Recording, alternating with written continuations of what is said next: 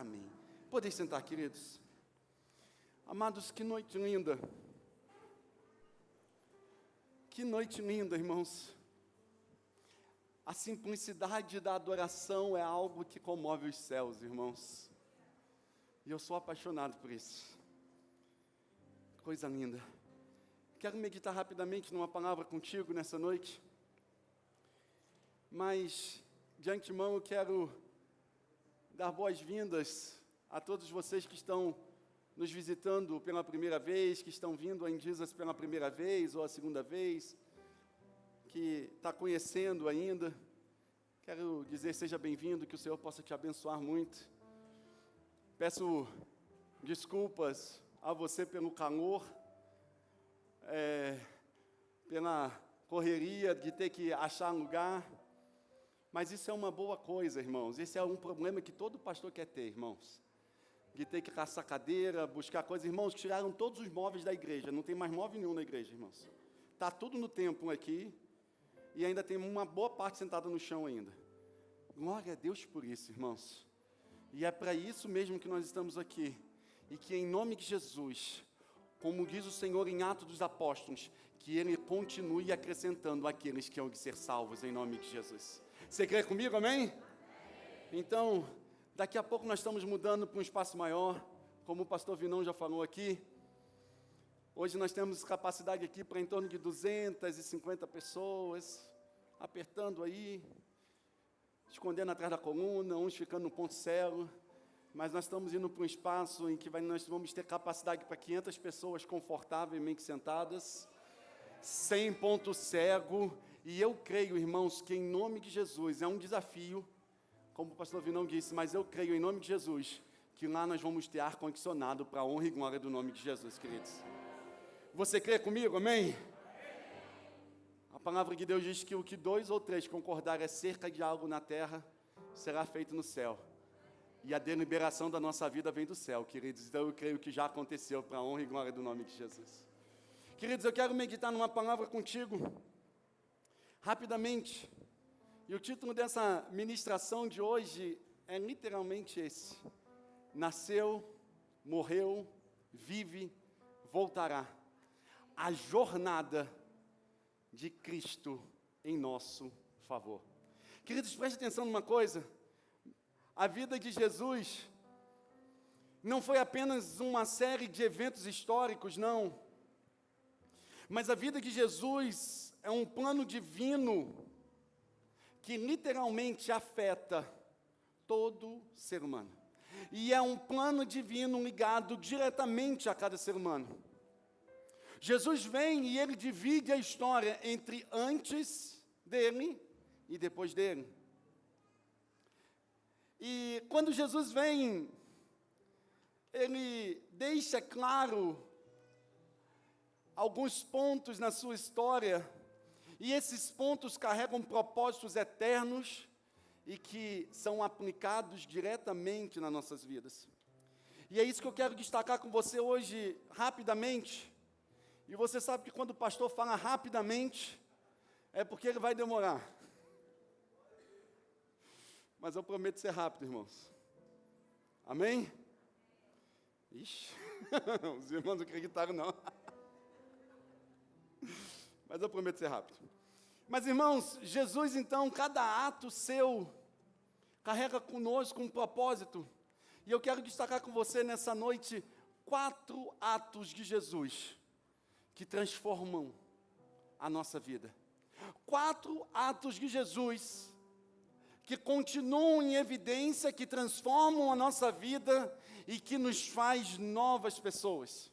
E rapidamente eu já quero te falar o primeiro ato de Jesus, que foi o seu nascimento. O nascimento de Jesus foi a escolha do amor. João 1,14 diz: e o verbo se fez carne, o verbo Cristo, a palavra, o Logos de Deus, ele se fez carne e habitou entre nós, cheio de graça e de verdade, e vimos a sua glória, glória como o Filho unigênito do Pai. O nascimento de Jesus, entenda uma coisa, ele não é apenas o início de uma biografia, não. mas o nascimento de Jesus é a manifestação visível do plano eterno de amor e de redenção de Deus Pai para a humanidade. O nascimento de Jesus é o plano perfeito de Deus. Algumas pessoas, às vezes, sem entender o amor do Pai,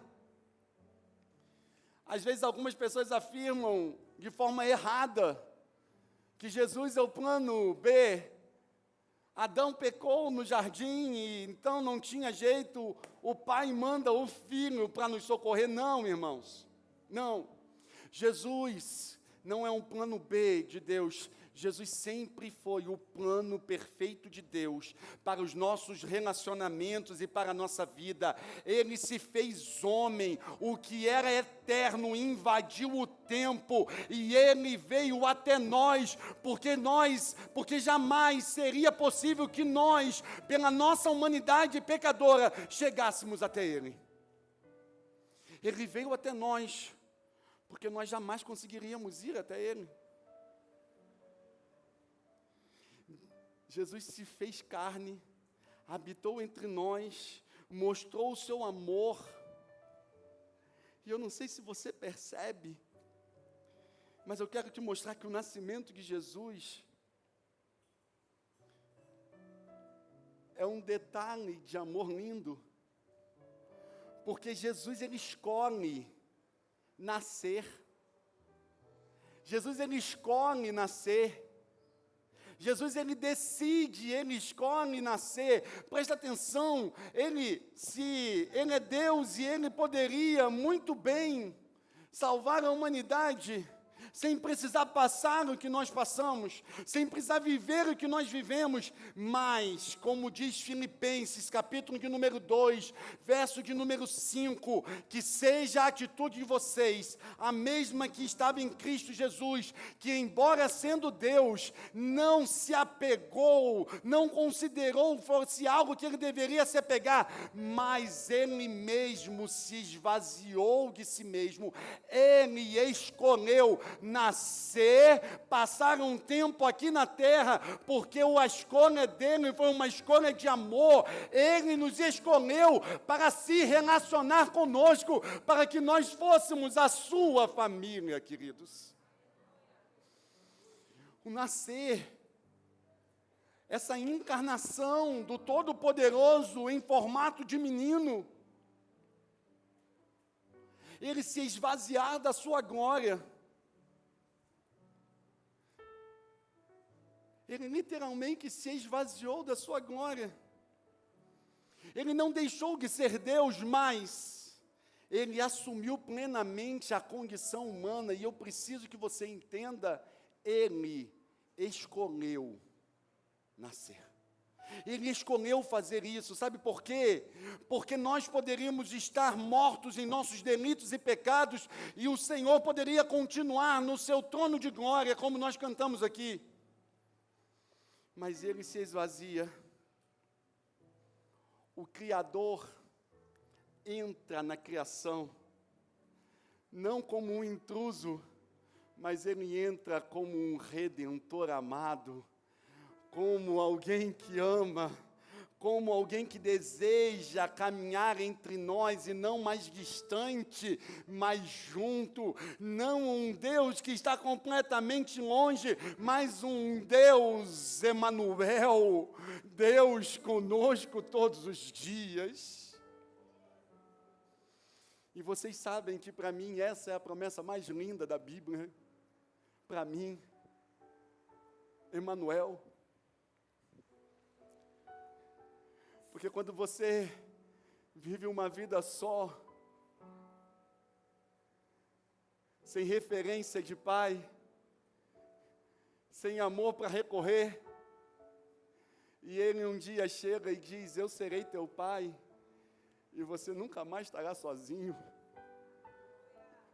Essa para mim é a promessa mais linda da Bíblia, porque ele decidiu não apenas ficar no seu trono de glória, mas caminhar comigo, junto comigo, andar comigo, viver comigo, chorar comigo, se alegrar comigo, porque Ele decidiu viver comigo e com você, porque o nascimento de Jesus é uma escolha de amor pelas nossas vidas, em um relacionamento em que Ele quer ter comigo e contigo. E Ele escolhe viver conosco, para nos ensinar uma nova forma de vida, uma nova forma de viver, para que eu e você nos tornássemos seguidores, discípulos dele. Isso mesmo, para que eu e você vivêssemos com ele um relacionamento, não uma religião. Ele não fundamentou uma religião, mas ele nasceu como um menino. Porque é com menino que você começa a crescer, e é com menino que você tem relacionamentos. É de menino que você começa a experimentar. E ele veio como menino, nasceu como menino, e viveu aqui, e foi sujeito às mesmas paixões que eu e você. Mas diz a palavra que em nada ele pecou, pelo contrário, ele nos ensinou como fazer. Sabe por quê? Porque Jesus não é como os deuses por aí, que falam para você, mas não tocam em nada para fazer. Não, ele olha para você e diz: faça como eu estou fazendo. Eu te deixo um mandamento, um novo mandamento eu vos dou, que vocês amem uns aos outros, e se assim vocês fizerem, vocês serão meus discípulos, e todos conhecerão que vocês são meus filhos. Então entenda, Ele não é um Deus distante de nós, mas Ele é um Deus próximo. E essa proximidade nos dá uma nova forma de viver. Nisto todos conhecerão que vocês são meus discípulos, se vocês fizerem aquilo que eu mando vocês fazerem, disse Jesus. Entenda uma coisa: o pior ateu não é aquele que não acredita em Jesus. Não. O pior ateu é aquele que conhece Jesus, mas não anda como Jesus andou. Não vive como Jesus viveu. Porque, queridos, nós não estamos aqui sentados porque nós temos que cumprir um compromisso semanal de domingo, não. Nós não falamos que nós temos uma religião, não. Jesus não veio para uma religião. Jesus veio para um relacionamento de amor, porque Ele escolheu nos amar. Ele escolheu nos amar. E para isso, eu e você precisamos viver como Ele viveu. Ele já deixou o exemplo. Cabe a cada um de nós cumprirmos esse exemplo. O primeiro ato que muda a nossa história é o nascer de Jesus, uma escolha de amor que nos muda em relacionamento diário de vida. Você não consegue entender o cristianismo se você não entender um relacionamento de amor com Cristo. Não é possível. Como pode? No mundo em que nós estamos preocupados conosco, chega alguém e diz assim: ei, filhinhos, perdoe. Os ímpios fazem a seguinte coisa: eles amam os amigos e odeiam os inimigos.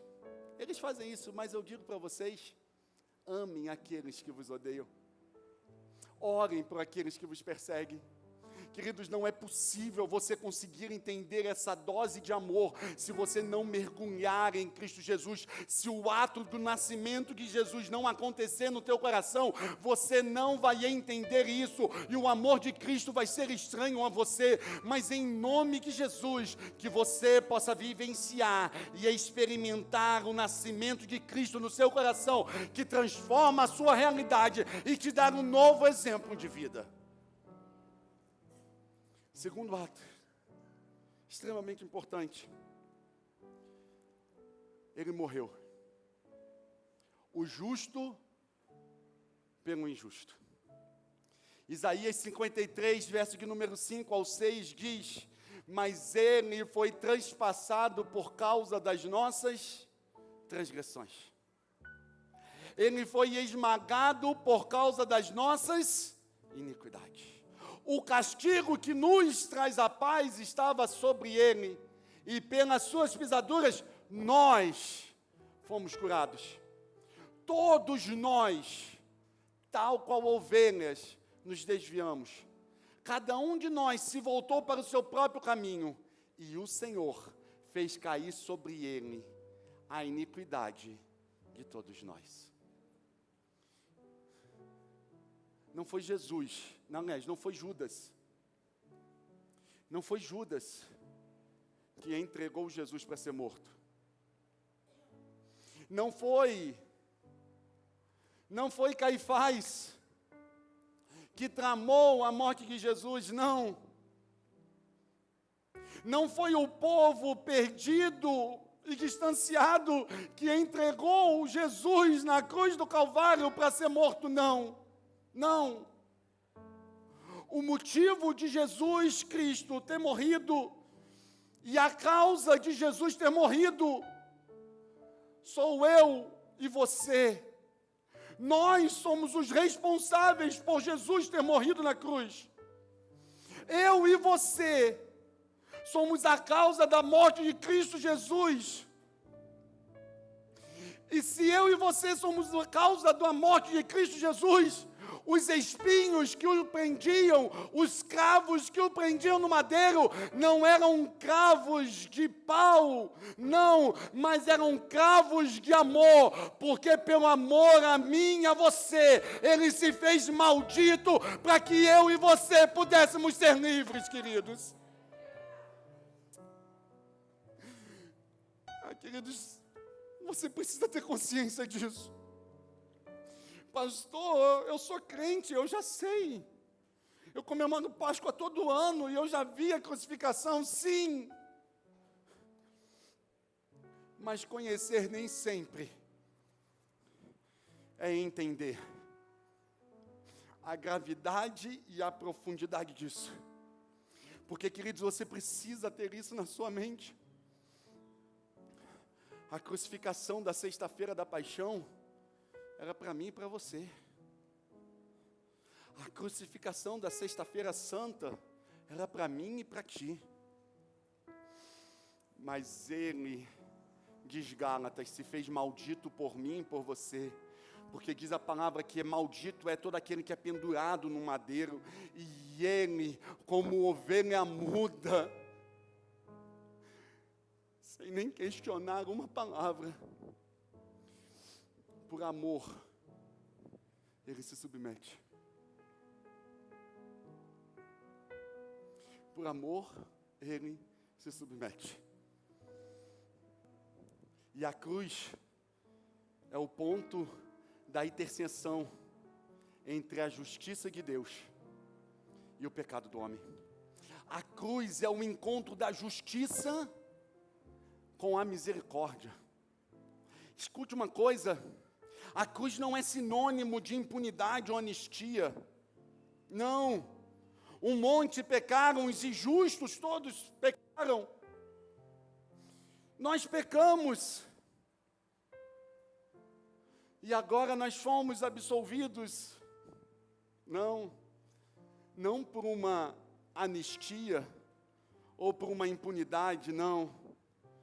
Mas nós fomos perdoados. Porque se por um homem o pecado adentrou ao mundo, por um homem o pecado deixou de ter o seu poder de morte sobre nós.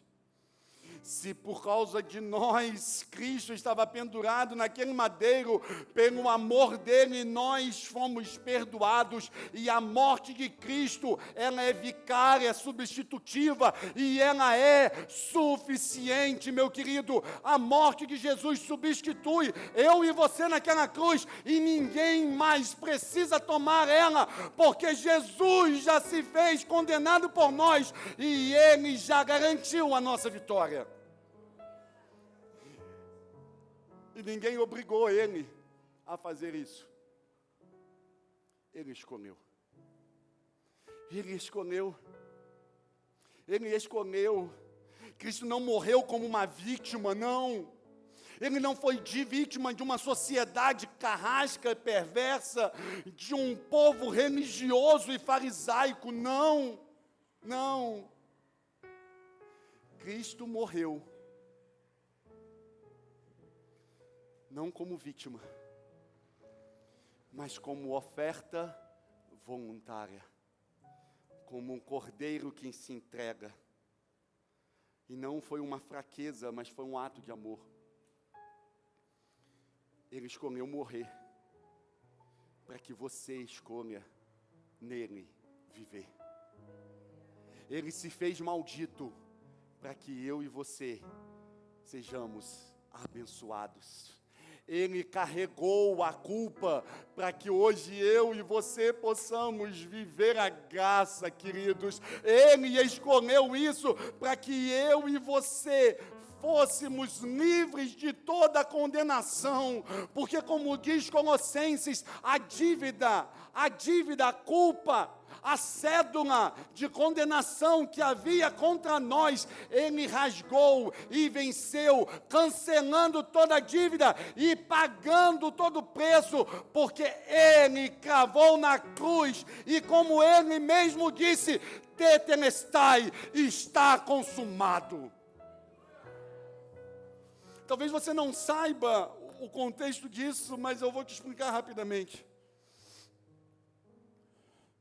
Quando alguém era preso, antigamente, Roma emitia uma cédula falando, fulano tem isso. Cometeu os tais crimes. E depois ele era condenado a tantos anos de cadeia. E depois que ele cumprisse a sua condenação, um meirinho, um oficial de justiça, chegava com um carimbo, e esse carimbo tinha escrito nesse carimbo, tetelestai, uma palavra em grego que significa, está consumado, está pago, a dívida foi paga, não deve mais nada. E o que Paulo fala aos Colossenses é que Jesus, Ele pega a dívida de acusação contra nós, rasga essa dívida, pendura ela na cruz e carimba lá com cravos de amor e diz, está consumado, como diz Romanos capítulo de número 8, quem intentará a acusação contra os escolhidos do Senhor, se é Jesus quem o justifica? Se é Jesus que o justifica. Portanto, nenhuma condenação há para quem está em Cristo Jesus, o nosso Senhor. Você pode dar uma salva de palmas a Jesus por isso, queridos? Mas é para Jesus, irmãos. Obrigado, Jesus.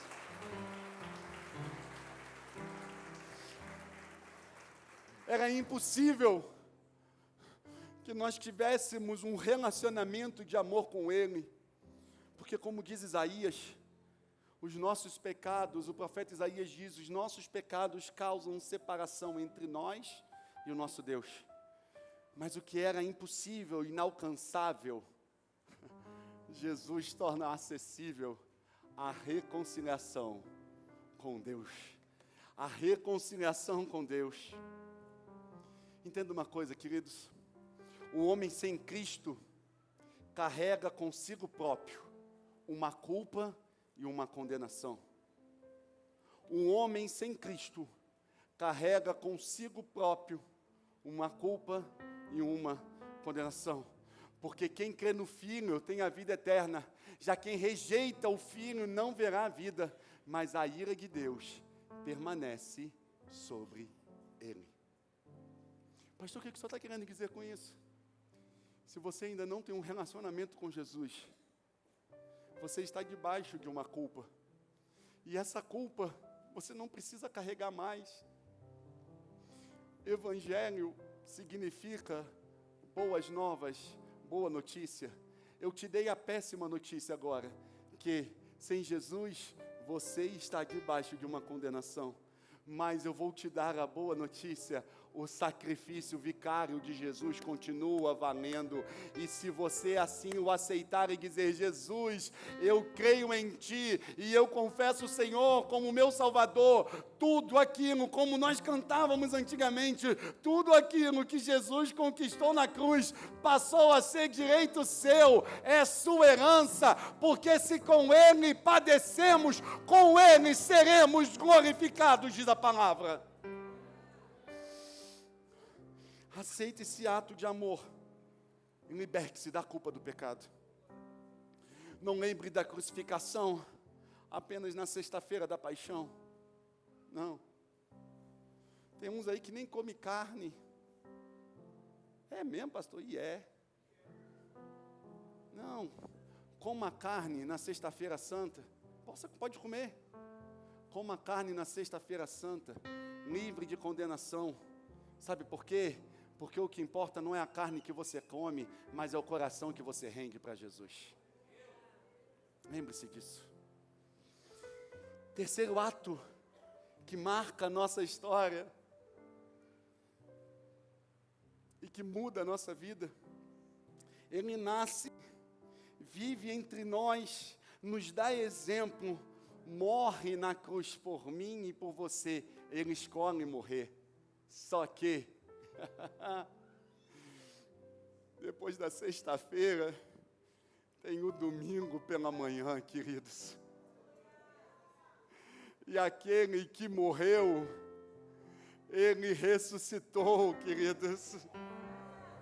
Porque entenda uma coisa, se os homens não mataram, ele escolheu morrer.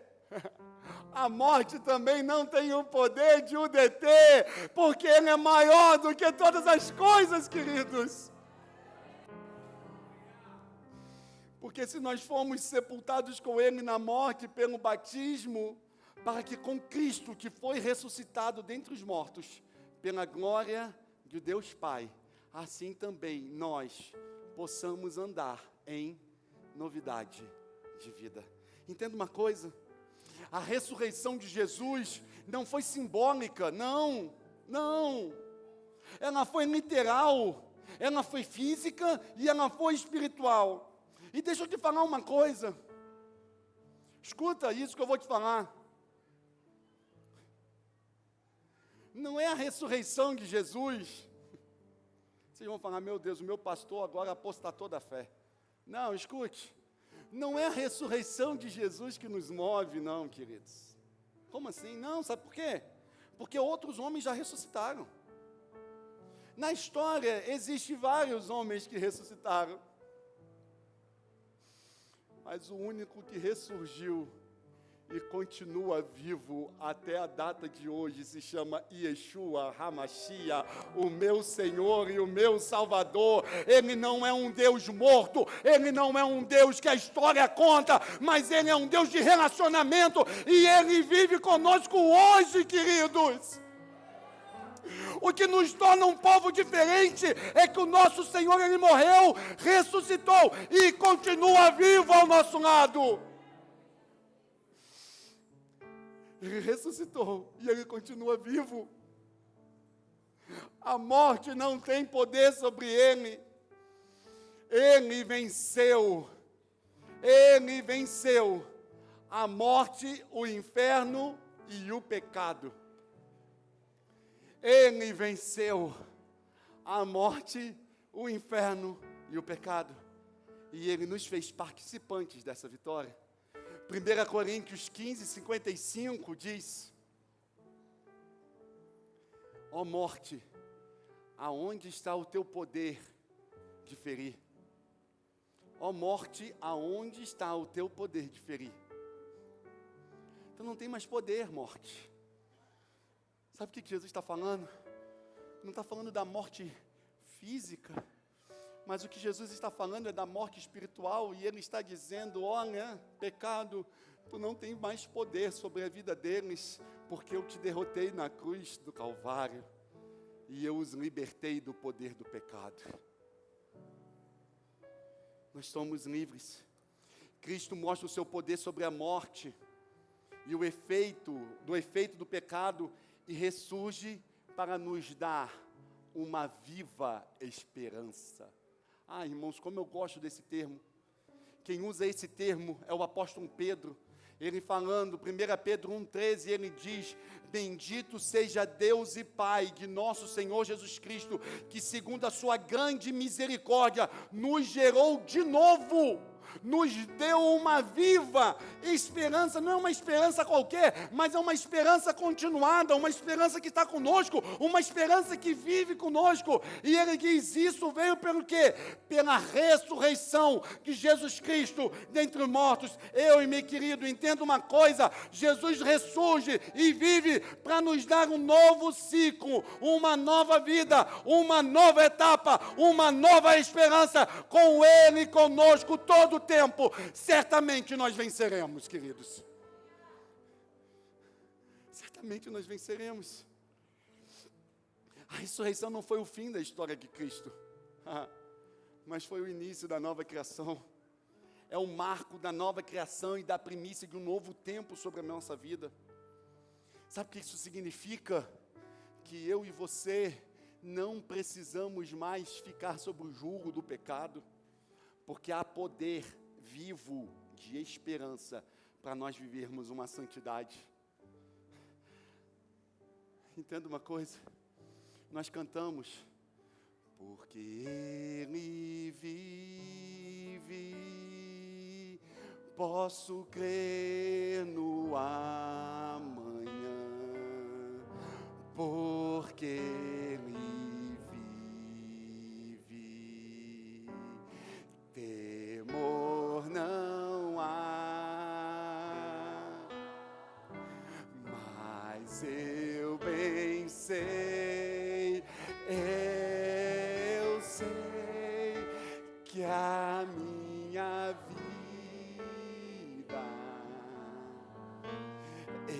está nas mãos do meu Jesus, que vivo está, não mais no pecado, mas na mão daquele que me ama e se relaciona comigo. É essa nova vida que Jesus tem para nós. É essa nova vida que Ele tem para mim e para você. Ele nos chama para viver em novidade de vida. Ele nos chama para viver em novidade de vida. Só que preste atenção numa coisa. Sabe por que você talvez ainda não experimentou um Cristo vivo e que está com você constantemente? Porque você ainda insiste em procurar Cristo nas coisas mortas. Como assim, pastor? Não procure Cristo entre os mortos. Cristo já está no lugar dos vivos, da nova vida. Se você continua insistindo em procurar Jesus no teu passado, nos teus erros, no meio das coisas, não. Quando as mulheres chegaram no túmulo e perguntaram: cadê o meu Senhor? O anjo responde para elas: por que vocês estão procurando entre os mortos aquele que vive? Ele não está aqui, Ele ressuscitou. Jesus tem uma vida nova para você. Presta atenção numa coisa: talvez você esteja procurando viver uma novidade de vida, ou achar Cristo em meio a coisas mortas e coisas antigas. Não tem como você achar Cristo no meio das coisas mortas, porque Jesus não está nas coisas mortas, Ele está na vida, porque Ele veio para que você tenha vida e vida em abundância. Por que procurais entre os mortos aquele que vive? Ele não está mais lá, Ele já ressuscitou. Procurar Cristo nas coisas mortas do passado, continuar procurando Cristo na sepultura, sendo que Jesus já te ofereceu uma nova vida. Procurar Cristo ainda, tentar botar Cristo e as coisas antigas, não dá certo. Botar Cristo e as coisas velhas não dá certo. 2 Coríntios, capítulo número 5, diz: aquele que está em Cristo, nova criatura é, as coisas velhas já passaram, eis que tudo ele fez. Por que você quer viver com Jesus, que está vivendo novidade de vida, com as coisas velhas e mortas? Se você ficar no sepulcro, você jamais vai ver Cristo ressurreto. Você jamais vai ver Cristo ressurreto. E o seu coração não vai queimar de prazer e de amor por Ele, como aqueles dois no caminho de Emaús viviam. Ou você sai do sepulcro, ou você não vai ver Jesus ressurreto. E o último ponto, e eu termino aqui a mensagem. Quarto e último ponto. Ele nasceu, ele morreu, ele continua vivo, ele ressuscitou e continua vivo. Ele escolheu nascer, ele escolheu morrer, ele escolheu viver, e ele escolheu que voltará como um rei que vai governar e levará a sua noiva para reinar com ele para todo sempre.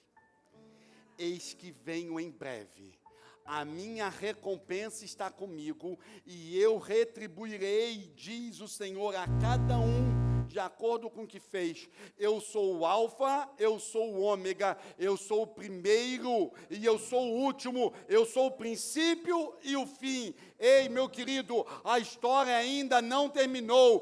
Cristo voltará em glória para levar a sua igreja, para morar com Ele eternamente para todos sempre, queridos. Cristo voltará. E se na primeira vez ele veio como servo, agora ele não vem como servo, mas ele vem como um rei que reinará com justiça e com juízo. Se na primeira vez ele veio para morrer, ele não vem mais para morrer, mas ele vem para reinar e julgar os vivos e os mortos, o rei que reinará com justiça, porque Maranata, ora vem, Senhor Jesus. E deixa eu te falar uma coisa, a volta de Jesus não é relativa, não depende que você crê ou não, a volta de Jesus ela é absoluta, inescapável, inegável e gloriosa. Porque a volta de Jesus é a consumação de todas as promessas. E lembra que se Ele veio para se relacionar conosco, Ele continua se relacionando. Só que quando Ele voltar, essa promessa será plena, porque como diz Paulo, quando isso aqui, que é corruptível, se revestir de incorruptibilidade, então nós estaremos com Ele para todo sempre, e Ele limpará dos nossos olhos toda lágrima, não haverá mais choro, não haverá mais fome, não haverá mais dor, só haverá glória, louvor e ação de graças ao Cordeiro de Deus, ao amado de todas as nações.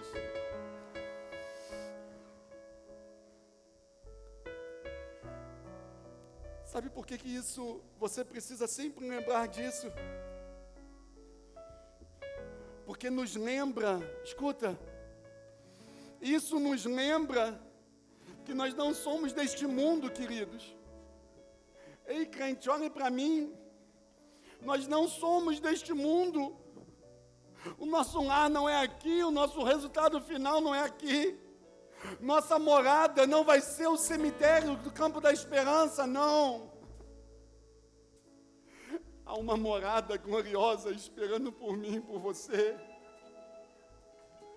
Você não deve se apegar com as coisas daqui, porque como eu sempre digo, nós somos cidadãos dos céus, vivendo uma experiência terrena, porque o apóstolo Paulo diz isso em Filipenses, nossa cidadania, porém, está nos céus, de onde esperamos o Senhor ansiosamente. Ei, meu lindão, escuta isso aqui, Jesus não te salvou e te deu uma nova vida para que você fique se preocupando em ter bens nessa vida. Pastor, é errado eu ter uma casa, um carro, alguma coisa? Não, não é errado. Mas você não pode estar apegado a isso. Não, não, não. Ele que transformou para algo maior, porque como diz a sua palavra, nem olhos viram, nem ouvidos ouviram, nem jamais penetrou no coração do homem aquilo que ele preparou para aqueles a quem ele ama, queridos. Ele vem buscar a sua igreja. Ele vem buscar a sua igreja. A volta de Jesus é a certeza de que nós viveremos em relacionamento com Ele para todo sempre. O cristão verdadeiro, ele precisa viver com os olhos no céu, o coração na cruz, as mãos no arado e os pés no caminho da palavra. Vou te repetir. O cristão que quer viver Cristo Jesus plenamente, ele precisa estar com os olhos no céu, o coração na cruz, as mãos no arado e os pés no caminho da palavra, porque essa esperança nos mantém sóbrio, essa esperança nos mantém firme, essa esperança nos mantém vigilante, essa esperança nos mantém sabendo que a qualquer momento Ele vem, porque como diz Apocalipse, eu venho em breve, e retenha o que você tem, para que ninguém tome a sua coroa. Eu venho para que ninguém tome a sua coroa. Preste atenção. Permaneça firme, para que ninguém tome de ti aquilo que eu te dei, o relacionamento que nós construímos, que ninguém tire de ti, que ninguém tire de ti, o relacionamento que nós criamos juntos. Eis que eu venho cedo em breve, diz o Senhor. De um menino, de uma manjedoura, a um rei glorificado. De um menino, de uma manjedoura, a um rei glorificado. Jesus não apenas tocou a nossa história, mas Ele definiu a nossa história. Cada ato desse, de amor, de justiça, de poder e de glória, ele tem um alvo. É você, queridos, sou eu, queridos. Nós somos o alvo de toda essa narrativa que eu acabei de falar. Porque, escute uma coisa, tudo na palavra aponta para Jesus. Tudo na palavra aponta para Jesus. Jesus é o centro do Evangelho. Jesus é o centro da palavra. E todos os atos que Jesus apontam para você, para salvar você.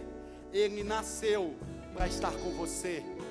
Ele morreu para perdoar você. Ele vive para transformar você. E Ele voltará para buscar você e estar contigo para toda a eternidade, queridos.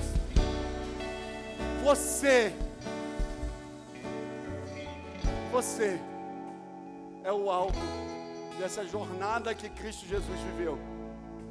Uma jornada que transforma nossas vidas e muda a nossa história. Agora a pergunta que eu termino é essa: você já vive essa jornada com Ele? Você já conhece essa jornada? Pastor, eu já sou crente. Não estou falando de ser crente. Eu não estou falando que você tem uma carteirinha de membro, não. Mas eu estou falando de você entender uma vida de Emanuel, a um rei redentor que voltará. Um menino que nasce, a um rei que volta, para ter um relacionamento eterno. É isso que Jesus quer com a tua vida. E é para isso que Jesus está trabalhando e vivendo até a data de hoje. Amém, queridos? Fiquemos de pé em nome de Jesus.